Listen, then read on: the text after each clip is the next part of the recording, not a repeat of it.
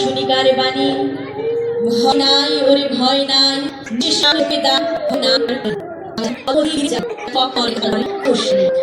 অস্মিরতা এমনই এক বিহ শব্দ যা 24 গণঅভ্যুত্থানেও পুনরায় আসে।